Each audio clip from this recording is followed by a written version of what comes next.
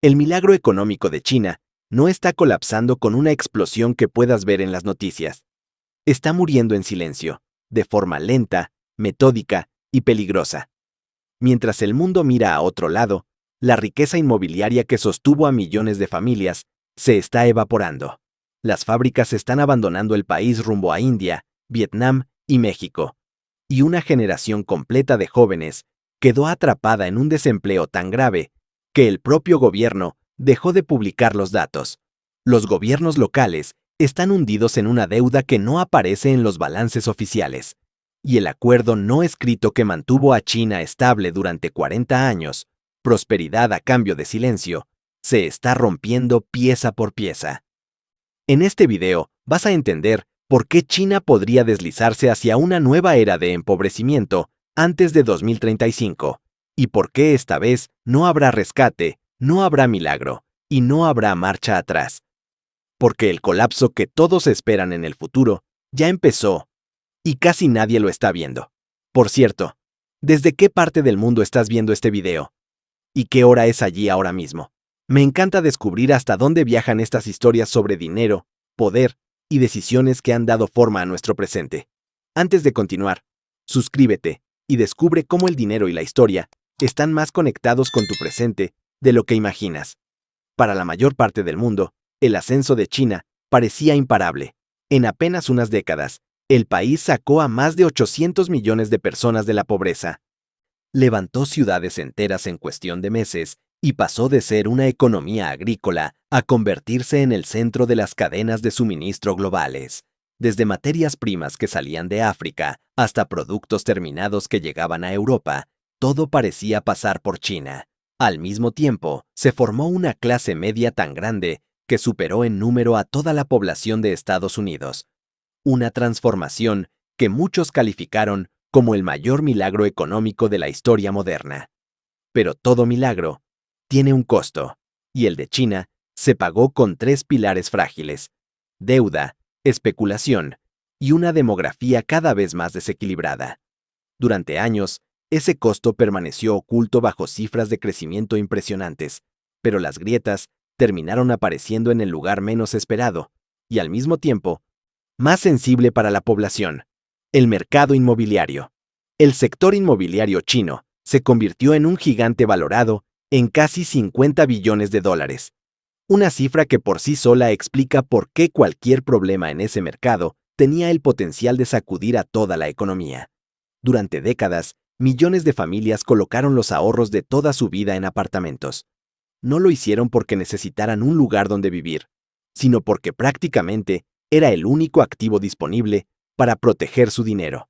Los mercados de valores eran inestables, los depósitos bancarios ofrecían rendimientos mínimos y los controles de capital cerraban la puerta a invertir fuera del país. Poco a poco, la vivienda dejó de ser un bien básico y se transformó en algo mucho más grande. Se convirtió en una reserva de valor, en un seguro contra la incertidumbre y, en la práctica, en el plan completo de jubilación para cientos de millones de personas. Algunas familias compraron un segundo e incluso un tercer apartamento, no con la intención de alquilarlo o usarlo, sino porque se había instalado una creencia profunda: los precios siempre subirían. Aquello ya no era una inversión racional. Era una fe colectiva reforzada por políticas públicas y por años de crecimiento ininterrumpido. La propiedad de la vivienda pasó a ocupar un lugar casi sagrado en la sociedad. La construcción se transformó en el motor central de la economía, y los gobiernos locales comenzaron a depender de un modelo peligroso: financiarse vendiendo terrenos a los desarrolladores inmobiliarios, apostando a que el ciclo nunca se rompería. Las ventas de terrenos llegaron a representar hasta el 40% de los ingresos de muchos gobiernos locales, una proporción difícil de sostener en cualquier economía de gran escala. Durante años, ese modelo funcionó porque siempre había nuevos proyectos, nuevos compradores y nuevos préstamos que alimentaban el ciclo. Pero en algún punto, las matemáticas dejaron de cuadrar. Para el año 2021, China acumulaba alrededor de 65 millones de apartamentos vacíos. No se trataba solo de edificios sin habitar, sino de ciudades fantasma completas, levantadas con la expectativa de una demanda que jamás apareció. Calles nuevas, torres relucientes y centros comerciales enteros quedaron esperando compradores que nunca llegaron, revelando la magnitud real del exceso de construcción. En ese contexto, los grandes desarrolladores comenzaron a caer. Evergrande, uno de los mayores desarrolladores inmobiliarios del país, con proyectos repartidos por cientos de ciudades y millones de compradores sobre plano, se desplomó bajo una montaña de deuda que superaba los $300,000 millones, una cifra tan grande que resultaba imposible de ocultar. Country Garden, considerado durante años el desarrollador más grande y aparentemente más sólido de China, incumplió sus pagos poco después, y detrás de ellos empezaron a caer cientos de empresas más pequeñas, una tras otra, como piezas alineadas que pierden el equilibrio al mismo tiempo. La construcción se detuvo casi por completo. El financiamiento, que durante años había fluido sin restricciones, se evaporó en cuestión de meses. Las grúas que habían definido el horizonte urbano de China, símbolo visible de crecimiento y prosperidad, quedaron inmóviles, convertidas en estructuras vacías que marcaban proyectos inconclusos y promesas rotas. Sin embargo, el verdadero impacto llegó después, cuando las cifras dejaron de publicarse y los informes oficiales comenzaron a desaparecer, quedó claro que la situación era más profunda de lo que se admitía. El mercado inmobiliario ya no estaba cayendo de forma tradicional. Estaba perdiéndose en silencio, diluyéndose poco a poco, como si la base misma sobre la que se había construido el crecimiento estuviera desapareciendo sin dejar ruido, pero dejando consecuencias imposibles de ignorar. La clase media de China no solo perdió dinero, perdió el único lugar donde existía su riqueza. Cerca del 70% de los activos de los hogares estaba vinculado a bienes raíces, la proporción más alta registrada en una economía moderna. Cuando ese pilar comenzó a ceder, el impacto fue inmediato y profundo. Una parte enorme del patrimonio familiar quedó atrapada en propiedades que ya no podían venderse ni convertirse en efectivo. El golpe fue silencioso, pero devastador. Los precios de las viviendas empezaron a caer, aunque el verdadero problema apareció después. El mercado se paralizó. Las transacciones desaparecieron. La liquidez se evaporó. Y con ella, la confianza. Distritos enteros comenzaron a parecer escenarios detenidos en el tiempo. Ventanas apagadas, calles vacías, locales cerrados. Ciudades que hasta hace poco simbolizaban prosperidad, se transformaron casi de un día para otro en postales de abandono. Millones de apartamentos quedaron sin terminar. Torres completas permanecieron en estado de obra, cubiertas de andamios oxidados y concreto expuesto. Detrás de cada edificio inconcluso, había familias que habían pagado por adelantado una vivienda que nunca recibirían. Para muchas de ellas, esos pagos representaban los ahorros de toda una vida. En Zhengzhou, por ejemplo, una pareja joven, ambos en la treintena, compró un departamento sobre planos en el año 2018. La oficina de ventas presentó un futuro prometedor. Escuelas cercanas, parques, una estación de metro a pocos pasos. Todo estaba diseñado para transmitir seguridad. Hoy, ese terreno es apenas una estructura de hormigón rodeada de maleza. La oficina del desarrollador permanece cerrada de forma indefinida, y aún así, los pagos del préstamo continúan descontándose mes tras mes de su cuenta bancaria. Los fines de semana, la pareja visita el lugar. Ya no esperan avances. Solo necesitan comprobar que el edificio sigue allí. En los documentos, poseen un activo. En la realidad, pagan por algo que nunca se materializó. Muchas empresas constructoras desaparecieron sin dejar rastro. Los bancos evitaron reconocer pérdidas para proteger sus balances. Y de manera recurrente, grupos de compradores comenzaron a concentrarse frente a oficinas de gobiernos locales, exigiendo respuestas. Estas protestas raramente trascendieron, porque las evidencias fueron eliminadas con rapidez de los espacios públicos y digitales. Aquello no fue una simple corrección del mercado, fue una destrucción masiva de riqueza. Y lo más inquietante es que el colapso inmobiliario solo representó la primera ficha en caer. La siguiente sería aún más grande, y sus efectos alcanzarían mucho más allá de los edificios vacíos. Durante décadas, el crecimiento de China estuvo impulsado por su sector privado.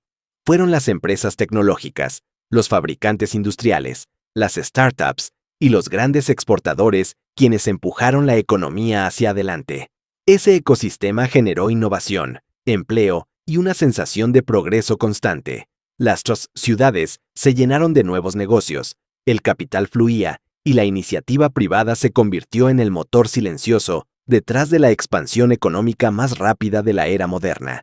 Ese equilibrio empezó a cambiar cuando Xi Jinping decidió reforzar el control del Estado sobre la economía. El mensaje fue claro y directo. El crecimiento seguiría existiendo, pero bajo condiciones estrictas y con límites bien definidos. En ese nuevo escenario, figuras que antes simbolizaban éxito y modernidad pasaron a representar un riesgo político. Jack Ma, el empresario más reconocido del país y rostro visible del auge tecnológico, desapareció de la vida pública durante meses. Su ausencia envió una señal que fue entendida de inmediato. Poco después, Alibaba fue fragmentada y sometida a una reestructuración forzada que redujo su poder e influencia. Tencent, otro gigante del sector digital, recibió multas de miles de millones de dólares y quedó bajo una vigilancia regulatoria permanente. El golpe más abrupto llegó con las empresas de tutoría privada. En cuestión de horas, ese sector fue declarado ilegal. El resultado fue devastador. Cerca de 100.000 millones de dólares en valor de mercado desaparecieron en un solo fin de semana. Miles de empresas cerraron. Millones de empleados quedaron fuera del sistema. Lo que hasta entonces había sido promovido como una industria legítima se convirtió de pronto en una actividad prohibida. La presión se extendió a otros sectores. Los hospitales privados fueron sometidos a regulaciones que los dejaron sin margen de operación. Los desarrolladores inmobiliarios quedaron asfixiados por restricciones financieras cada vez más severas. Los videojuegos en línea enfrentaron límites estrictos que redujeron ingresos y usuarios. Las plataformas de streaming recibieron órdenes de eliminar contenido extranjero y ajustar su programación a nuevas directrices culturales. Cada medida, tomada de forma individual, parecía puntual. En conjunto, dibujaban un cambio estructural profundo. Los inversores observaron esta secuencia con creciente inquietud. La pregunta surgió de manera natural, casi inevitable. Si estas decisiones podían aplicarse sin previo aviso a los empresarios más poderosos y visibles, el riesgo para el resto del capital resultaba evidente. La percepción de seguridad jurídica comenzó a deteriorarse, y con ella, la disposición a invertir a largo plazo. El efecto se reflejó rápidamente en los flujos de capital. La inversión extranjera directa cayó a niveles que no se veían desde hacía 4 décadas. Las entradas netas se redujeron a una fracción de lo que habían sido 10 años atrás, marcando el desempeño más débil desde los primeros años de la década de los 90. Una economía que durante años había absorbido capital externo con facilidad, empezó a mostrar señales claras de retraimiento. Empresas europeas comenzaron a retirarse de forma gradual. Compañías estadounidenses optaron por diversificar operaciones y reducir exposición. Las cadenas de suministro globales iniciaron un proceso de reequilibrio, buscando alternativas que ofrecieran mayor previsibilidad. Fábrica por fábrica, contrato por contrato, la dependencia comenzó a disminuir. Finalmente ocurrió aquello que las autoridades más temían. Las plantas industriales empezaron a abandonar el país. Algunas se trasladaron. Otras redujeron producción. El movimiento fue lento al principio, casi imperceptible, pero con el tiempo se volvió imposible de ignorar. El motor que durante décadas había sostenido el crecimiento comenzó a perder fuerza, y con ello se abrió una nueva etapa marcada por la incertidumbre. El desplazamiento industrial ocurrió de forma abrupta y repetida, avanzando por oleadas que transformaron el mapa manufacturero global. Empresas que durante años habían concentrado su producción en un solo territorio comenzaron a reubicarse hacia nuevos destinos. India emergió como el centro de manufactura de crecimiento más acelerado del mundo, atrayendo inversiones masivas y absorbiendo plantas que antes parecían inamovibles. Vietnam consolidó su posición como uno de los principales socios comerciales de Estados Unidos en Asia, mientras México se benefició del nearshoring y de la presión constante por acortar y asegurar las cadenas de suministro. Indonesia y Malasia también ganaron terreno, captando fábricas vinculadas a chips, componentes electrónicos y ensamblaje de alta precisión. Este movimiento dejó de ser marginal cuando alcanzó a las grandes corporaciones tecnológicas, incluso Apple, durante años considerada la joya de la corona del ecosistema industrial chino, comenzó a trasladar operaciones clave hacia India. Lo que empezó como una diversificación limitada se transformó en una reconfiguración estratégica. Hacia el final de la década de los 2020, distintos analistas estimaron que cerca de una cuarta parte de la nueva producción de iPhone podría ensamblarse en territorio indio, un giro que habría resultado impensable apenas una década atrás. Con ese traslado, llegaron también las redes completas de proveedores, fabricantes de pantallas, módulos de cámara, baterías, carcasas y componentes internos siguieron el mismo camino, uno tras otro, replicando en nuevos países ecosistemas que habían tardado años en construirse. La producción dejó de concentrarse en un solo punto y comenzó a dispersarse, reduciendo dependencias y alterando flujos comerciales que parecían consolidados. El impacto se reflejó con claridad en Vietnam. El auge de sus exportaciones hacia Estados Unidos impulsó su superávit comercial hasta niveles históricos, casi el doble de lo que registraba a finales de la década de los 2010. Fábricas que en otro momento habrían elegido instalarse en Guangdong, optaron por establecerse en Hanoi y en Ciudad Ho Chi Minh, generando empleo, infraestructura y una nueva dinámica industrial en la región. Existe una regla no escrita en la manufactura global.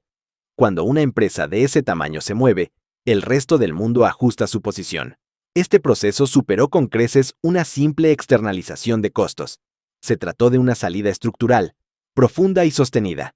Grupos manufactureros completos comenzaron a vaciarse. Zonas industriales que durante años se definieron por el ruido constante de las máquinas pasaron a experimentar una quietud inquietante. El silencio reemplazó a la actividad que había sostenido economías locales enteras. Sin embargo, las fábricas que se marchaban representaban solo la parte más visible del daño. Detrás de ese movimiento físico, algo más grave se estaba desarrollando de manera silenciosa. La verdadera implosión avanzaba dentro de los balances, acumulándose en cifras que tardarían en salir a la superficie, pero que ya estaban erosionando los cimientos del modelo económico. Toda superpotencia, en algún momento de su historia, enfrenta un proceso de declive demográfico. Sin embargo, el caso de China presenta una magnitud y una velocidad que lo vuelven excepcional. El cambio dejó de ser una proyección lejana y se convirtió en un hecho medible. En el año 2023, la población total comenzó a reducirse por primera vez en 6 décadas. Al año siguiente, la tendencia se repitió, confirmando que el punto de inflexión ya había sido cruzado. Las proyecciones hacia el año 2035 dibujan un escenario aún más severo. Para entonces, el país podría haber perdido más de 100 millones de habitantes. Esta cifra va mucho más allá de un dato estadístico. Representa una contracción profunda de la fuerza laboral, del consumo interno y del dinamismo económico que durante años sostuvo el crecimiento. Cada persona que desaparece de las estadísticas también representa menos producción, menos ahorro y menos capacidad de sostener el sistema en su conjunto. El modelo familiar conocido como 4-2-1 ilustra con crudeza el problema estructural. Un solo trabajador joven, cargando con la responsabilidad económica de 2 padres y 4 abuelos, enfrenta una presión que supera cualquier equilibrio posible. Bajo esas condiciones, el consumo se reduce, la inversión se posterga y la innovación pierde impulso. La energía que alguna vez alimentó el crecimiento comienza a drenarse hacia el sostenimiento básico de una población cada vez más envejecida. Las proyecciones a largo plazo refuerzan esta realidad. Hacia el año 2050, China podría perder cerca de la mitad de su población en edad de trabajar. Se trata de la contracción más acelerada registrada en tiempos de paz dentro de una economía de gran escala. El impacto de este cambio no se limita al mercado laboral. Afecta la productividad, la recaudación fiscal y la capacidad del Estado para financiar servicios esenciales. Por primera vez en la historia moderna, el número de jubilados supera al de niños. Esta inversión de la pirámide poblacional altera de forma irreversible la dinámica social y económica. Menos nacimientos significan menos futuros trabajadores. Más jubilados implican mayores costos en pensiones y salud. El equilibrio que sostuvo décadas de expansión comienza a desmoronarse desde su base más elemental. Las autoridades comprenden con claridad las implicancias de este proceso. Una superpotencia difícilmente puede expandirse cuando su población envejece a un ritmo superior al de su economía. El crecimiento se vuelve cada vez más difícil de sostener, incluso con estímulos financieros y políticas industriales agresivas. Mientras gran parte del análisis internacional se concentraba en los niveles de deuda nacional y en los riesgos visibles del sistema financiero, otro problema crecía de manera silenciosa y persistente. En las sombras del sistema fiscal y presupuestario, los vehículos de financiamiento de gobiernos locales comenzaron a acumular obligaciones que pocos observaban de cerca. Allí, lejos de los titulares, se estaba gestando una amenaza capaz de amplificar todos los desequilibrios existentes y acelerar el deterioro del modelo económico. Estas entidades comenzaron a pedir dinero prestado a gran escala para financiar una expansión acelerada de infraestructura, autopistas que atravesaban regiones enteras, estadios monumentales, redes de metro, aeropuertos de gran tamaño, rascacielos y, en muchos casos, ciudades completas levantadas desde cero. Cada proyecto aportaba visibilidad, prestigio político y la sensación de progreso inmediato, pero muy pocos generaban ingresos reales capaces de sostener su mantenimiento o devolver la deuda contraída. Con el paso de los años, este modelo acumuló compromisos financieros que permanecieron fuera de los balances oficiales. Para el año 2024, los gobiernos locales habían concentrado más de 9 billones de dólares en deuda oculta, una cifra que superaba el Producto Interno Bruto combinado de economías industriales enteras. Ese volumen de obligaciones se convirtió en una carga estructural imposible de ignorar, especialmente cuando las fuentes tradicionales de financiamiento comenzaron a desaparecer. El colapso del mercado inmobiliario arrastró consigo a las ventas de terrenos, que durante décadas habían sido la principal vía de ingresos para las administraciones locales. Al desaparecer esa fuente, el impacto fue inmediato. Los presupuestos se redujeron de forma abrupta y cientos de ciudades quedaron sin capacidad para cubrir gastos básicos. El pago de salarios a maestros, enfermeras, bomberos y empleados estatales comenzó a retrasarse. Las pensiones entraron en tensión. Las empresas constructoras dejaron de recibir pagos por obras ya terminadas o en curso. En muchos lugares, las consecuencias se hicieron visibles en la vida cotidiana. Algunas ciudades recortaron rutas de autobús y redujeron la frecuencia del transporte público. Otras optaron por cerrar escuelas o fusionar servicios para disminuir costos. En zonas industriales, varias fábricas enfrentaron cortes de electricidad durante las horas de mayor consumo, debido a que los gobiernos locales dejaron de cubrir los subsidios energéticos que mantenían estable el suministro.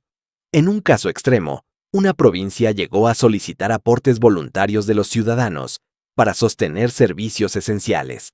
La escena resultó reveladora del nivel de estrés fiscal alcanzado. Una economía considerada entre las más grandes del mundo, recurriendo al financiamiento colectivo para cubrir funciones básicas, reflejaba la profundidad del deterioro. Este escenario superó con creces un simple desajuste temporal de caja. La situación reveló un problema de fondo, vinculado a la incapacidad de sostener compromisos acumulados durante años de expansión financiada con deuda. El proceso avanzó de manera silenciosa, sin declaraciones formales, pero con efectos cada vez más visibles.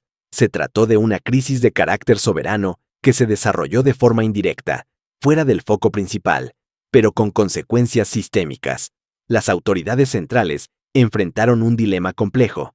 El rescate total de todos los gobiernos locales resultaba inviable, tanto por el volumen de la deuda como por el riesgo de incentivar un comportamiento similar en el futuro. Cada intervención resolvía un problema inmediato, pero ampliaba el desequilibrio general.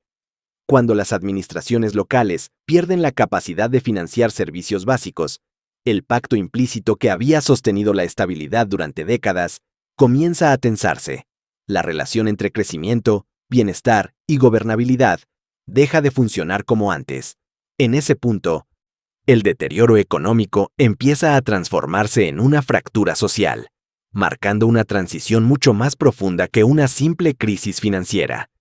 En el año 2023, el desempleo juvenil superó el 21%.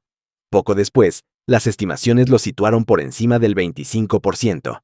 Más tarde, diversas mediciones independientes lo acercaron al 30%. En ese punto, las cifras oficiales dejaron de publicarse.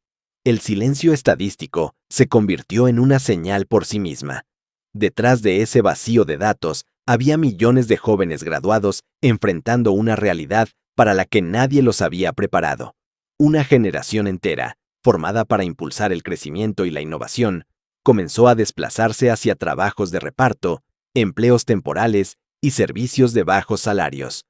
Otros dejaron de buscar oportunidades formales y regresaron a los hogares familiares, dando origen a un fenómeno que los propios medios locales comenzaron a describir como hijos de tiempo completo.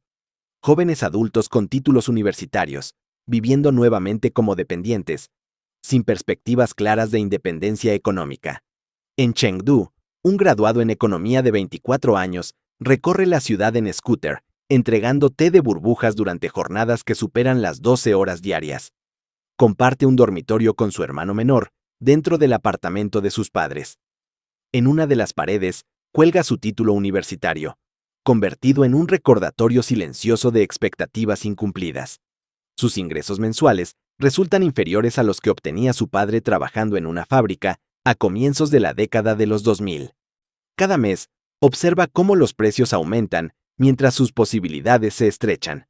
Las conversaciones sobre planes de carrera quedaron atrás.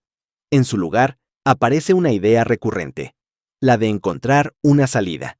Este caso dista de ser aislado. Cada año, el sistema educativo produce más de 10 millones de nuevos graduados universitarios. Una proporción creciente de ellos termina ocupando trabajos mal remunerados, contratos temporales o quedando completamente inactivos dentro del mercado laboral. El desajuste entre educación y oportunidades se amplía, generando frustración y desgaste social. La promesa de movilidad ascendente comienza a perder credibilidad. Cuando la generación más educada pierde la capacidad de imaginar un futuro mejor, el impulso colectivo se debilita. La energía que durante décadas alimentó el crecimiento se transforma en desilusión contenida. El llamado sueño chino empieza a diluirse, no con un colapso visible, sino con una erosión lenta de expectativas y confianza. Junto a esa pérdida, se resiente también el acuerdo implícito que sostuvo la estabilidad durante años, basado en la idea de prosperidad a cambio de control. A medida que la prosperidad deja de llegar, el control se percibe de otra forma. La presión aumenta, se acumula y comienza a generar fricciones internas. En ese punto, el problema deja de ser únicamente económico y pasa a convertirse en un desafío político y social de largo alcance. El proceso que enfrenta China se aleja de los colapsos abruptos que marcaron otros momentos históricos. El cambio avanza de manera gradual, casi imperceptible en el corto plazo, pero constante en su dirección. El deterioro se manifiesta a través de una secuencia de tendencias que se refuerzan entre sí y que resultan difíciles de revertir una vez que se ponen en marcha. La fuerza laboral se reduce año tras año, la productividad pierde dinamismo, la inversión se vuelve más cautelosa, las exportaciones muestran señales de agotamiento y la confianza general comienza a erosionarse desde la base. Este tipo de declive rara vez genera un solo momento decisivo. En su lugar, se construye a partir de múltiples ajustes pequeños, que acumulados transforman el rumbo de una economía entera. Cada variable que retrocede debilita a la siguiente. Menos trabajadores implican menor producción. Menor producción reduce la rentabilidad de la inversión. La caída de la inversión afecta la capacidad exportadora. Y cuando las exportaciones pierden fuerza, la confianza interna y externa se resiente de forma inevitable. Frente a este escenario, las autoridades recurren a un conjunto de respuestas previsibles. Se refuerzan los controles de capital para limitar la salida de dinero. Se amplían los mecanismos de censura para contener el descontento. Se aplican subsidios con el objetivo de sostener sectores estratégicos. Se intensifican campañas de control y se promueve un discurso nacionalista acompañado de una postura militar más visible.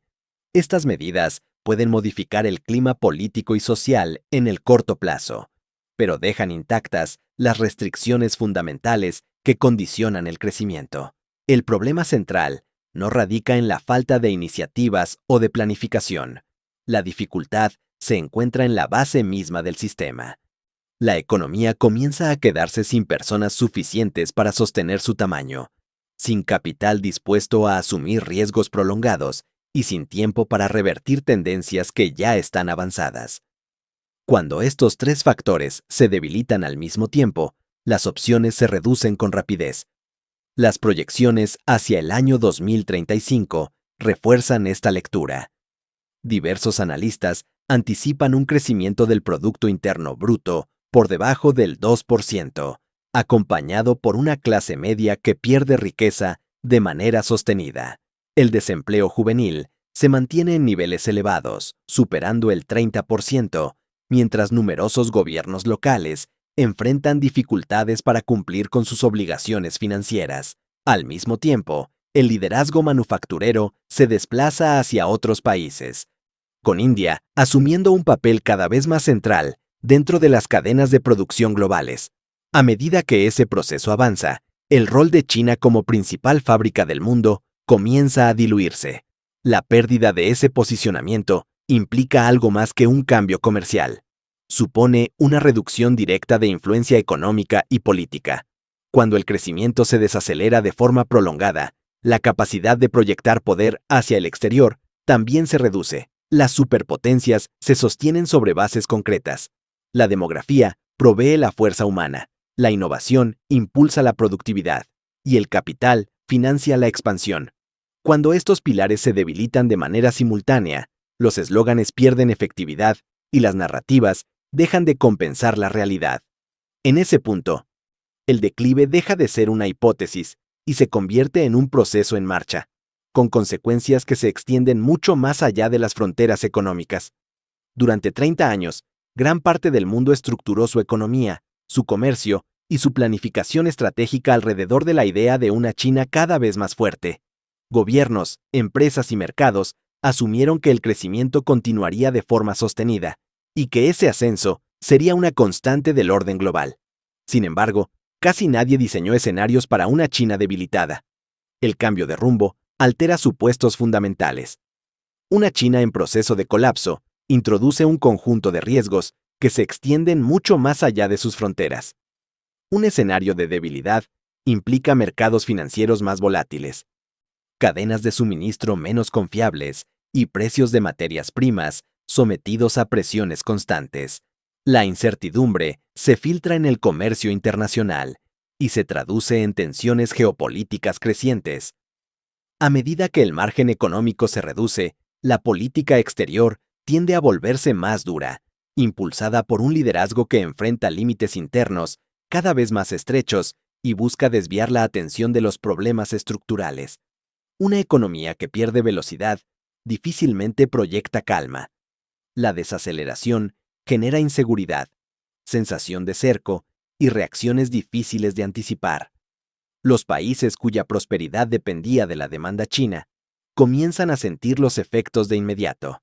Economías exportadoras de materias primas y bienes industriales, como Brasil, Australia y Alemania, reciben las primeras ondas de choque cuando el consumo y la inversión se retraen. Cada reducción en la demanda se transmite a través del comercio, afectando empleo, ingresos fiscales y estabilidad financiera. El impacto más profundo, sin embargo, se manifiesta en el terreno geopolítico. Cuando el crecimiento deja de ser el principal motor de legitimidad, el énfasis se desplaza hacia el control. Una China con menor capacidad de expansión económica busca compensar esa pérdida mediante mayor influencia política, regulatoria y estratégica. El equilibrio entre apertura y control se modifica. y con él, la relación con el resto del mundo. En este contexto, las autoridades intensifican el discurso nacionalista y refuerzan su presencia militar. La presión sobre Taiwán se incrementa como parte de una estrategia de afirmación regional. Las alianzas con actores como Rusia o Irán se vuelven más estrechas, no por fortaleza, sino por una necesidad compartida de contrarrestar aislamiento y sanciones. También surgen intentos de redefinir rutas comerciales y esferas de influencia, con el objetivo de asegurar acceso a recursos y mercados en un entorno menos favorable. El declive no adopta la forma de un derrumbe repentino, avanza de manera gradual, erosionando riqueza, confianza y oportunidades a lo largo del tiempo. La población disminuye, reduciendo el potencial productivo. La fuerza laboral se contrae, afectando la competitividad. La economía pierde dinamismo, limitando la capacidad de inversión y adaptación. Cada reducción refuerza a la siguiente, configurando un ciclo descendente difícil de detener. Durante décadas, el temor global se concentró en una China en ascenso constante. Sin embargo, el riesgo más complejo surge cuando una superpotencia pierde la capacidad de seguir creciendo. En ese escenario, el ajuste interno tiende a proyectarse hacia el exterior. Las tensiones se amplifican y el impacto se vuelve sistémico. De cara al año 2035, la pregunta central deja de girar en torno a cómo se construyó un milagro económico. El foco se desplaza hacia cómo ese proceso se fue apagando sin estridencias, mediante una pérdida progresiva de impulso, un final silencioso, marcado por la reducción constante de crecimiento, influencia y expectativas, con efectos que alcanzan a todo el sistema global. Lo que se ha visto hasta aquí no es una predicción extrema, ni un escenario hipotético. Es la convergencia de datos, tendencias y decisiones que ya están en marcha. El verdadero riesgo rara vez aparece con estruendo. A veces se instala en silencio, se normaliza y avanza mientras la atención se dirige a otro lado. Comprender estos procesos resulta clave para entender el mundo que se está formando, porque los grandes cambios globales casi nunca empiezan con titulares dramáticos, sino con señales pequeñas que pocos deciden observar a tiempo. Si este análisis aportó claridad, contexto o una nueva forma de mirar lo que está ocurriendo, considera suscribirte al canal. Aquí se publican historias profundas sobre economía, poder y los patrones que moldean el destino de las naciones. Compartir este video ayuda a que más personas accedan a información que rara vez se explica con calma y en profundidad. Gracias por acompañar este análisis hasta el final. El próximo capítulo de la historia global ya se está escribiendo, y entenderlo a tiempo puede marcar la diferencia.